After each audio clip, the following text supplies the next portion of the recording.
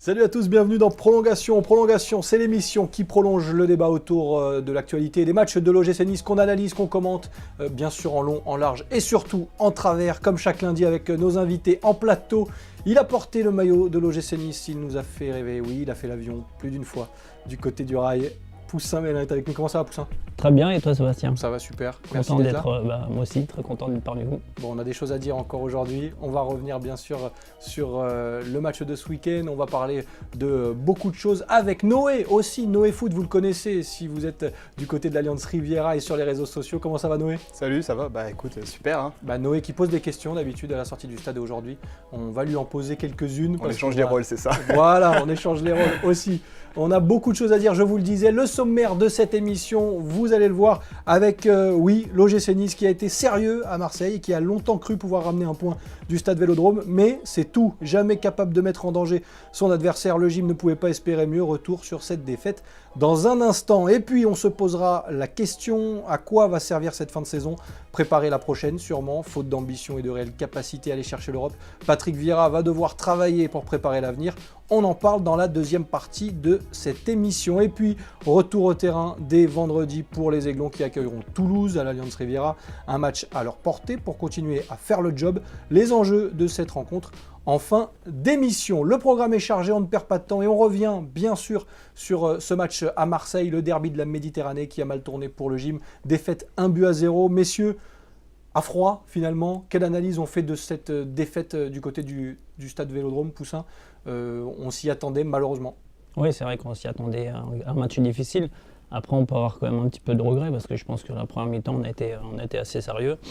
Et on était bien en place. Je pense qu'on les a mis beaucoup en difficulté. Malheureusement, c'est sûr que sur un match entier, de tenir ce rythme-là, et de subir tout le match, c'est jamais évident. Noé, ça a été compliqué devant la télé de résister avec les Aiglons? Bah, le problème, c'est toujours le même en fait. On le répète incessamment depuis le début de la saison, c'est qu'il n'y a pas d'attaquant en fait. Pas d'attaquant, pas de buteur. Donc du coup, qu'est-ce qu'on peut faire à part défendre et attaquer en contre? Je ne sais pas si vous vous rendez compte, mais quand même, nos jeux, ça dépend d'un latéral droit et d'un milieu offensif. À aucun moment, on a mis Martial en danger en fait. On a fait, je crois, un tir pendant 90 minutes. Voilà. Il y a eu plus de tirs, mais moins de cadrés, effectivement. On va voir d'ailleurs un tir cadré, en stats, je crois. parce que le 1, finalement, c'est ce tir cadré, Voilà, c'est ça, un tir cadré. qu'on va découvrir. Voilà. La possession abandonnée à l'Olympique de Marseille, bien sûr. 6 frappes seulement, une seule cadrée, comme tu le disais, Noé. Poussin tactiquement, parce qu'on va parler un peu tactique aussi. Patrick Vieira avait pourtant bien préparé les choses. Retour à 5 derrière et a réussi finalement à contrecarrer les plans de l'Olympique de Marseille pendant un long moment. Non, c'est vrai que, comme disait Noé, je pense que l'équipe repose beaucoup sur Attal et sur Saint-Maximin. Ah oui. Et c'est vrai que je pense qu'il a demandé à Attal de rester bien derrière pour ne pas laisser trop d'espace à Ocampos sur son côté. Donc c'est sûr qu'il apporte moins offensivement. Et concernant Saint-Maximin, il ne peut pas être au départ de l'action et à l'arrivée de l'action. Donc c'est vrai qu'il y a un gros écart devant et en jouant comme ça, c'est difficile de pouvoir marquer. On a senti quand même, Noé, une équipe concernée, appliquée, et qui avait à cœur de gagner, de respecter les... Alors, si ce n'est pas de gagner, en tout cas, de respecter les consignes et d'être solide jusqu'au bout. Oui, non, on a vu tous les joueurs vraiment impliqués, qui mouillaient le maillot jusqu'au bout, quoi. Donc ça fait plaisir à voir. Après, voilà, c'est... Niveau Toujours attaque, c'est toujours compliqué, quoi. On n'a pas vibré pendant ce match. C'est ça qui me fait un peu... C'est ce que j'allais dire. On a l'impression, Poussin, que on peut regarder l'OGC Nice jouer pendant des heures. On savait très bien, au coup d'envoi de ce match et quand on a vu les premières minutes, que l'OGC Nice allait avoir du mal à marquer. Et j'ai envie de dire, comme d'habitude, est-ce qu'on pouvait espérer mieux qu'un 0-0 finalement? Non, je pense qu'au départ du match, je pense qu'ils étaient partis pour ça. Je pense que l'objectif de Patrick Vieira, voilà, c'était de ramener un match nul. Et c'est sûr qu'offensivement, de marquer, ça aurait été très compliqué. Donc je pense que l'objectif, c'était de pouvoir ramener un 0-0. Ça devient récurrent avec l'OGC Nice. On a l'impression que quand le gym encaisse un but, on peut couper la télé, on peut rentrer à la maison et... Non, il ne faut pas dire ça. Je pense qu'il faut quand même tout tenir jusqu'au bout et y croire parce que regarde, Lyon, on n'y croyait pas. Moi, je pensais vraiment qu'on allait prendre une valise. Et finalement, je crois qu'on était plusieurs dans ce cas-là. Oui, je pense qu'il y a plusieurs supporters qui le disent aussi. On allait prendre une valise, tout ça. Noé, moi, ça me fait peur ce match. Et regarde, au final, le Lyon, on l'a quand même tenu. Lyon, c'est dur aussi à tenir. Ouais, mais ça, c'est un truc que tu peux faire sur un match, 2, 3 dans la saison. Bah, c'est une saison, on bricole après, Seb. On va pas te mentir, on n'a pas d'attaquant, pas de buteur. Donc on bricole, on fait ce qu'on peut. Offensivement, ça va. On a la 4e meilleure défense de Ligue 1. Donc c'est quand même génial quand même pour Nice. Benitez qui fait une grosse saison, c'est énorme pour nous, tu vois. Dante aussi qui est énorme. Donc tout le milieu défensif est bon. Et, donc voilà, après on fait une saison, on bricole quoi devant. Et ça bricole beaucoup devant. Quand on voit ce match à Marseille, comment expliquer? Alors c'est le manque de qualité, c'est le manque de joueurs tout simplement qui fait que l'OGC Nice est triste à mourir offensivement et qu'on a l'impression qu'on peut jouer latéralement comme ça pendant des heures sans idée, parce qu'il n'y a personne qui arrive à casser les lignes finalement, personne qui crée du danger à part Saint-Maximin comme tu l'as évoqué tout à l'heure. Non, mais c'est tout simplement le manque de joueurs. Je pense qu'on n'a pas de joueur offensif, donc à partir de là, le constat il est très simple à faire. Il n'y a que Saint-Maximin.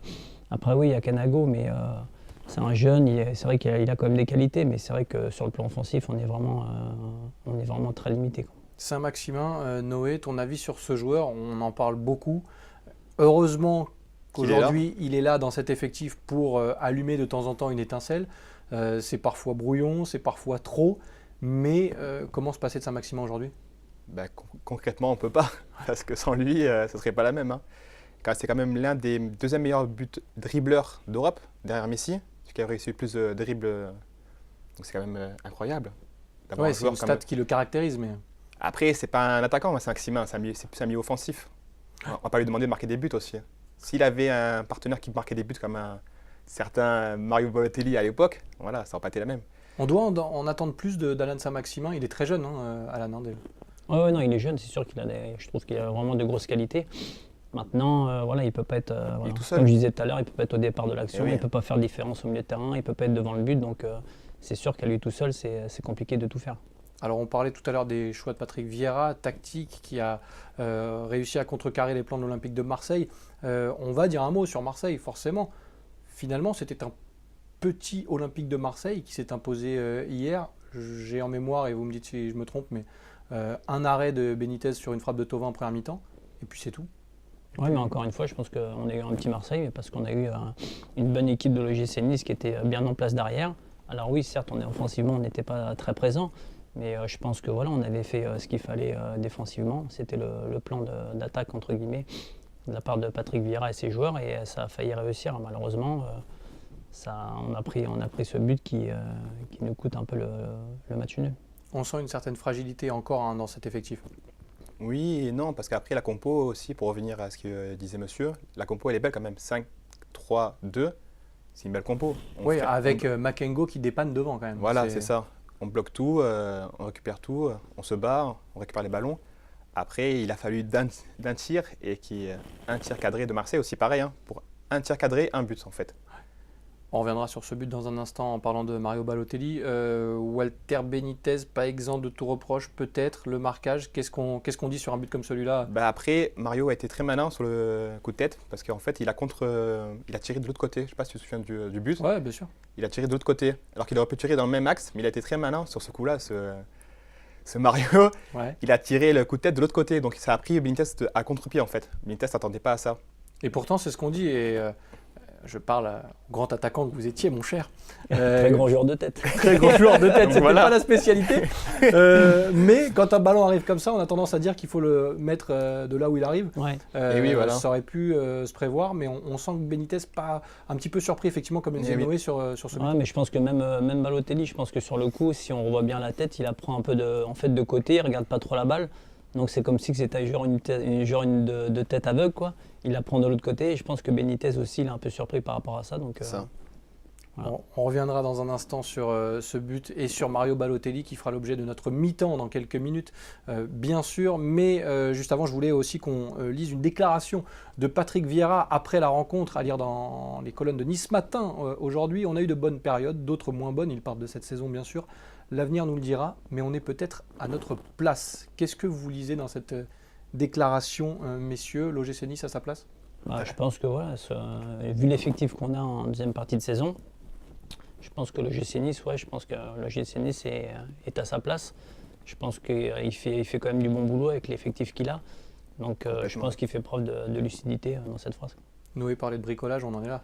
Ouais, on en est là, clairement, on en est là, surtout offensivement, on en est vraiment là, quoi. C'est quand même dommageable au mercato de ne pas pouvoir recruter un attaquant. Je trouve ça assez incroyable, mais voilà, malheureusement c'est comme ça, il est obligé de composer avec ça. Est-ce qu'un attaquant aurait suffi d'ailleurs? Bah, déjà, ça aurait été bien, quoi, parce que là, on a vraiment 0 attaquant. Mais il lui faut des ballons à cet oui, attaquant. Oui, non, il lui faut des ballons. Mais par exemple, sur un match comme hier, si on a Saint-Maximin qui est un peu au départ de l'action avec un vrai attaquant devant, ça serait peut-être plus facile quand même. Noé, on a eu l'habitude ces dernières saisons, et on s'habitue très vite aux bonnes choses, à un OGC Nice très joueur, un OGC Nice qui jouait les premiers rôles et qui allait chercher la Coupe d'Europe. Aujourd'hui, quand on voit cet OGC Nice version Patrick Vieira évoluer, on se dit quoi, que le gym est devenu une équipe du milieu de tableau finalement? Non, parce qu'après, il fait comme disait monsieur, on fait ce qu'on a en fait. Monsieur, ça lui plaît en tout cas. Monsieur, ça fait très sérieux, attention. D'habitude, on l'appelle Christophe, mais là, c'est monsieur. Vous Voilà. l'appelez Christophe? Oui, monsieur Christophe, c'est pas mal. Monsieur aussi. Christophe. Monsieur, ça fait beaucoup sérieux quand même. Ça fait sérieux, oui, c'est vrai. Non, après voilà, comme il disait Christophe, on fait ce qu'on a en fait. Donc on n'a pas d'attaquant, donc du coup Patrick Vieira mise sur les défenseurs, sur le côté défensif. Donc milieu tableau. Moi j'y croyais à l'Europe au début, hein. Mais là malheureusement on y arrivera Là, on plus. se dit quoi quand on voit l'OGC Nice? Dans un instant, on verra aussi le classement, on en parlera et on parlera surtout de cette fin de saison sans réels objectifs. On ne sait pas trop où le gym navigue et ça, on évoquera ce sujet dans quelques minutes. Quand on est supporter, parce qu'au-delà des interviews que tu fais au stade, il y a le côté supporter forcément. Oui, Et évidemment. quand on est supporter, on se dit quoi? On se dit qu'on est frustré parce qu'il y a moyen de faire quelque chose dans cette Ligue 1 aujourd'hui? Bah, c'est frustrant parce que quand même on est à Nice, on mérite de jouer la Ligue des Champions, on a un beau stade, on a une belle ville, on a quand même des beaux supporters, on a quand même 20 000 personnes qui viennent au stade à chaque rencontre en moyenne. Donc c'est quand même frustrant d'être là entre 7e place, ballonné 6e place, 8e place. Tu vois, on perd des matchs contre Amiens, des petites équipes comme ça, tu vois. Angers aussi. Angers. récemment, ouais. C'est assez frustrant, on n'est pas assez régulier. On gagne contre Lyon, donc on est content. Et après, on bat Amiens, on se prend des roustes, tu vois. C'est assez frustrant cette saison, je trouve. Ah, c'est l'OGC Nice qu'on aime. On l'a aimé pendant des années, celui-là. Mais c'est vrai que c'est pas évident à vivre parce que oui, il y a des hauts, il y a des bas. C'est ça, exactement. Et c'est compliqué. Mais c'est vrai, je reviens sur la frustration, Christophe, mais de ne pas avoir signé de joueurs au mercato alors que la Ligue 1 semble accessible cette année parce que on le verra dans un instant, mais l'OGC Nice était encore dans le bon wagon. Et oui. Ouais, bien sûr qu'on était dans le bon wagon, on avait fait un bon début de saison. Il suffisait de quoi? D'un ou deux renforts pour aller Je pense qu'il fallait vraiment européennes. un ou deux joueurs offensifs, quoi. On en revient toujours à la même chose depuis le début, mais je pense que défensivement, on est bien en place. On fait partie des l'une des meilleures défenses. Donc c'est sûr que si on avait un ou deux joueurs offensifs en plus, ça nous aurait vraiment beaucoup aidé, quoi.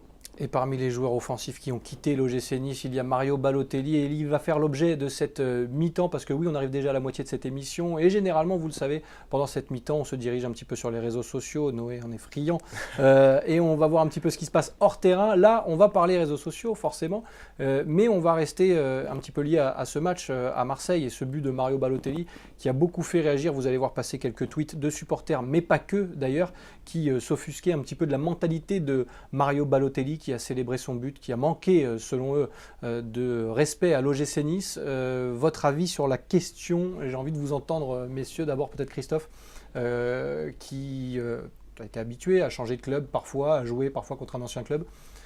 Il a eu la bonne attitude, Mario Balotelli, ce week-end? C'est sûr qu'il n'a pas eu la bonne attitude. Maintenant, on connaît le personnage. On sait très bien déjà depuis le départ que quand Mario Balotelli est venu à Nice, c'est quelqu'un qui a eu beaucoup de phrases dans ses clubs précédents. Maintenant, il a fait de bonnes choses à Nice, ça il ne faut pas cracher dessus. Et on ne pourra pas lui enlever, bien sûr. On était très content de l'avoir et tout. Maintenant, c'est sûr qu'au niveau de son attitude et tout, il devrait respecter un petit peu plus le maillot de l'OGC Nice. Les couleurs de l'OGC Nice, je pense qu'on l'a accueilli entre guillemets, donc il aurait dû faire preuve d'un peu plus d'humilité. Noé, tu partages cet avis? Complètement. Après, que dire? C'est du Mario Balotelli tout craché, quoi. Mais un manque de respect total, ce qu'il a fait hier quand même, hein. C'est grave quand même, parce qu'on l'a quand même accueilli à Nice. Personne ne voulait de lui. Il était en bas Et il était au fond du trou. Il était au fond du trou, complètement. Ouais. Nice l'a accueilli, les supporters l'ont accueilli, on l'a relancé. Et là, devoir célébrer contre son ancien club. Alors qu'à Nice, il avait dit qu'il ne célébrait pas les buts. Oui, voilà, il est parti du job. Voilà, c'est parti du job, une phrase comme ça, bidon. Et là, on le voit, il fait des téléphones, des selfies. Je sais pas. Et en plus, il fait des déclarations à côté. Contre Nice en plus. C'est ça, parce qu'il y a des déclarations d'amour à l'Olympique de Marseille à ses supporters en disant voilà, j'ai jamais connu ça, on comprend le message derrière. Il y a eu des choses aussi des supporters niçois qui ont parlé de sa maman, il a répondu. Alors, ça va, c'est on rien, n'explique ça. pas, ça va, ouais, ça va. Non, mais c'est vrai qu'on n'excuse pas tout forcément, mais j'allais dire que c'est de bonne guerre dans le milieu du foot. On chambre un petit peu, voilà, les supporters, ça chambre, c'est normal. Mais il a répondu en tout cas. Oui, il a répondu. Ouais. Mais ça, c'était... voilà, il faut qu'il respecte le club, les supporters. Il ne faut pas qu'il oublie d'où il vient aussi.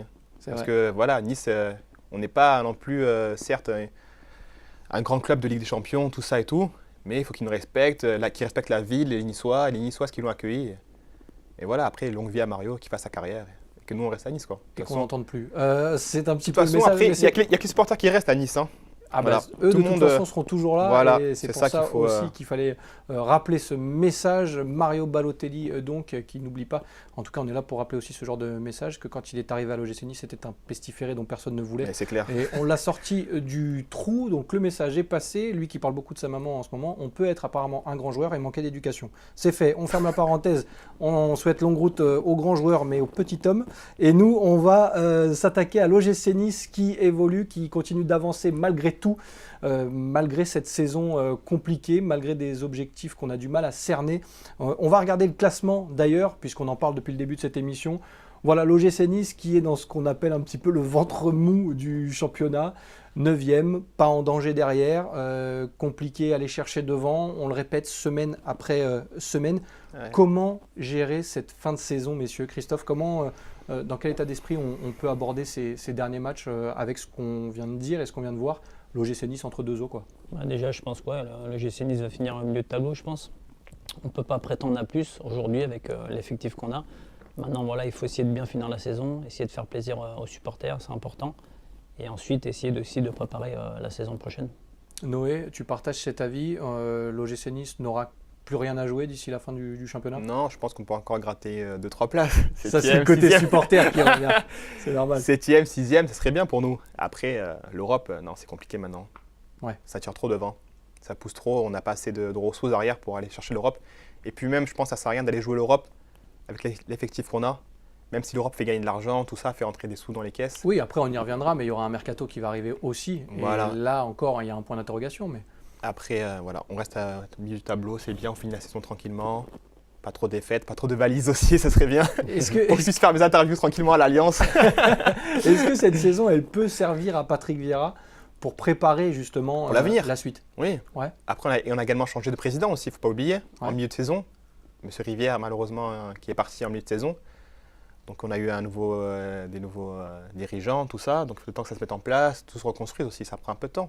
Donc, je pense qu'il faut laisser le temps au temps et on verra bien cet été au mercato d'été, non? Christophe, quand on est sur le terrain, on revient sur le mercato d'été dans un instant, Voilà. à la nouvelle direction. Quand on est sur le terrain, quand on est joueur de l'OGC Nice cette saison, alors oui, il y a le discours de on reste concerné, on fait le boulot, mais inconsciemment justement, c'est compliqué de rester concerné quand on sait qu'on n'a plus grand-chose à jouer, qu'on est tout à fait objectif et qu'on a du recul sur les performances de l'équipe. Alors oui, inconsciemment, on dit qu'il faut rester concerné, mais c'est vrai qu'on est obligé d'y penser. Donc après, voilà, il faut faire avec, il faut faire le job aussi. Il ne faut pas oublier que voilà, ils sont sur le terrain, ils sont salariés du club, ils sont là pour montrer bonne figure, pour donner du plaisir aux supporters. Donc voilà, il faut essayer de bien finir la saison et chaque chose en son temps. Et puis il y a des jeunes qui vont avoir leur carte à jouer peut-être sur cette fin de saison pour l'année prochaine aussi. À voir, oui. Ouais, ça peut faire partie des objectifs de Patrick Vieira. La bonne nouvelle, on l'espère en tout cas, ça a été la semaine dernière avec l'officialisation, regardez, de Gilles Grimandi en tant que directeur technique de l'OGC Nice. Voilà, Gilles Grimandi qui arrive. Bonne nouvelle de toute façon pour le gym qui n'avait plus de directeur sportif, notamment depuis le départ de Julien Fournier. Ouais, je Très pense bonne que c'est une très bonne nouvelle. Je pense que Gilles, comme on dit, voilà, il a beaucoup d'années d'expérience. Je pense que ça fait des années qu'il est dans le milieu. Il a beaucoup de réseaux, donc c'est sûr que c'est un gros plus pour le GC Nice. Un mot sur le message envoyé par la nouvelle direction dont tu parlais, Noé, à Patrick Vieira. On sait que Gilles Grimandi est un choix de Patrick Vieira. Il a été coéquipier à Arsenal. Il le voulait avec lui. Quand Gauthier Gannet fait signer Gilles Grimandi, ça veut dire quoi? Ça veut dire il veut dire à Patrick Vieira, la saison prochaine, on compte sur toi et on va te donner les moyens. On t'écoute au moins, c'est ça qui est bien déjà. Il demande, il a, donc c'est déjà très bien. Je pense qu'après, voilà, il faudra faire un bon mercato d'été. Surtout pas se louper parce que les supporters attendent beaucoup de ce mercato d'été. C'est le premier vrai test. D'ailleurs, on va lire Exactement. les déclarations de Gilles Grimandi qui parle de projet club, qui parle d'ambition. Voilà, je viens pour le projet club, Et oui. un club ambitieux, doté de bases solides. Je suis d'ores et déjà au travail, animé d'une grande motivation. C'était à lire sur le site officiel du club. Vous croyez à ces ambitions? Vous croyez à cette envie de finalement poursuivre ce projet sportif aussi? Parce que les jeunes, c'est bien, mais pas que. Mais moi, j'y crois parce que, comme je disais tout à l'heure, Nice est une belle ville. On a un magnifique stade, on a un magnifique centre de formation. Donc maintenant, il y a des bases solides. Ça n'a plus rien à voir à l'époque durée. C'est vrai. Donc maintenant, c'est vraiment solide, quoi, le club. Donc il y a tout un engouement, il y a toute une ville derrière. Donc je pense que moi, j'y crois au projet de l'OGC Nice, quoi. L'ambition, Christophe, ça passe par un mercato d'été solide aussi. Ça va être le premier vrai test de l'ère Gannet. Bah, déjà, au moins, il fait passer un message, je pense, au nouveau président. Le fait de faire signer Grémondi, comme tu l'as dit tout à l'heure, je pense que c'est un signe envers Patrick Vieira de dire écoute, voilà, il s'est passé ça, j'ai repris la présidence du club en milieu de saison.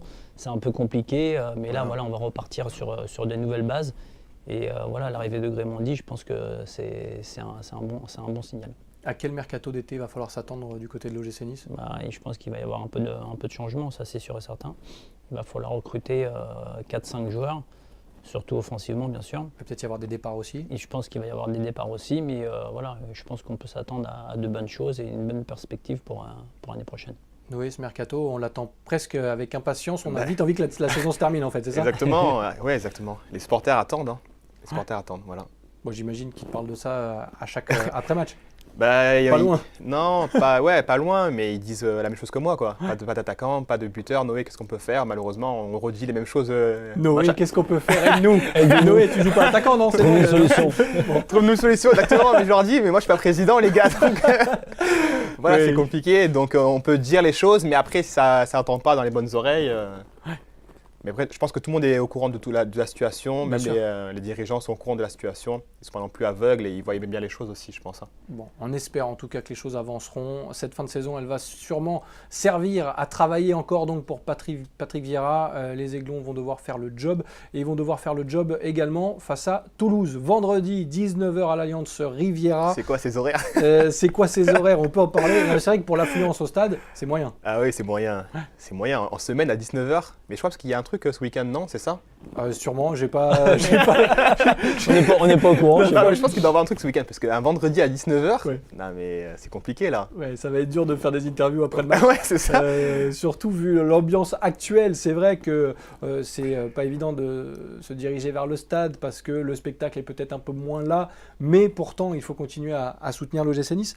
Toulouse, alors là c'est pareil, point d'interrogation, on a du mal à situer cette équipe qui est vraiment irrégulière, très dépendante à l'image de l'OGC Nice et Saint-Maximin de Gradel. De Gradel, ouais. Comment on aborde ce match? Quels sont les objectifs de l'OGC Nice sur une rencontre comme Bah, celle de nous, Toulouse? clairement, voilà, c'est de prendre les 3 points. Je pense Gagner. qu'à partir du moment où on joue à domicile, il faut prendre les 3 points et il faut penser aussi à ceux qui viennent au stade.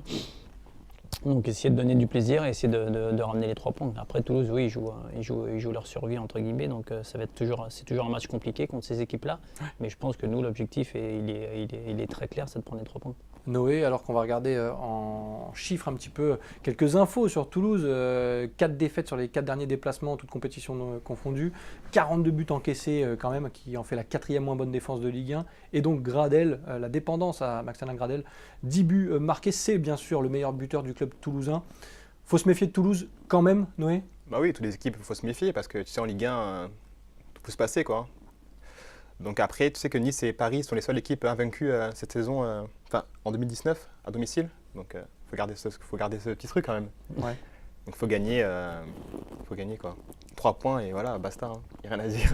Bon, 3 points pour grappiller quelques places, Oui, on l'a voilà, dit ce tout serait à bien. l'heure, mais on va rejeter avant de terminer cette émission un coup d'œil au classement. En cas de victoire, effectivement, l'OGC Nice qui pourrait éventuellement aller titiller Montpellier ou le Stade de Reims qui a tout de même un match en moins, comme Et vous oui, il faut pas oublier. Hein. le voyez. Messieurs, forcément, je vais vous demander un pronostic. Nice-Toulouse, vendredi.